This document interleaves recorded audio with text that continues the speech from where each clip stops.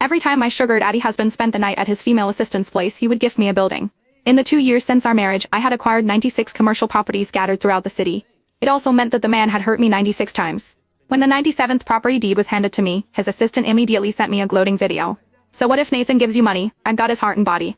You may be a supermodel, but you can't even get your own husband to sleep with you, can you? I didn't argue with her. Instead, I graciously sent her a set of new Victoria's Secret lingerie from my latest runway show. When my husband found out about my generous gift, he rewarded me by allowing me to accompany him to a high-mass society party. During a party game, his assistant lost 3 times in a row and was dared to lick whipped cream off a Playboy's thigh. She smashed a bottle and held it to her neck, swearing, "Nathan, I'd rather die than let anyone humiliate me like this." My usually cold, hearted husband suddenly panicked and begged me to take the punishment in his assistant's place. "It's just licking some cream. I promise I'll spend time with you properly after this."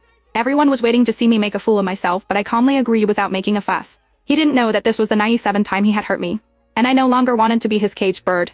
I was just waiting to repay the life debt for saving me, and then we would have no more connection. Well, looks like the supermodel agreed to lick it after all. Nathan sure knows how to handle women. What if she doesn't like the cream? Are they really going to make Lauren do it? She's Nathan's true love. The mocking laughter around me was deafening, and I felt utterly humiliated standing there. Amidst this nauseating display of arrogance, Nathan uncrouched in front of Lauren, carefully placing a band -8 on her neck. Then he turned to me with cold eyes. "Sophia, don't try anything clever. Lauren's waiting for you to finish so we can continue the game." Lauren. He only cared about Lauren, never once asking if I was willing. He had completely forgotten that I was his wife. He had also forgotten that just a few days ago, I had miscarried because of her, and I was barely able to stand here today. Seeing me hesitate, someone suddenly pushed me. "What are you standing there for? Go lick it, don't tell me you're backing out now." I stumbled but managed to steady myself. When I looked at Nathan again, his eyes were completely focused on Lauren. 96 times. This is the 90-6th time, I counted silently in my head as I stiffly walked towards the man with whipped cream on his leg, a notorious playboy in our circle. Just as I bent down to kneel, the playboy suddenly grabbed my chin.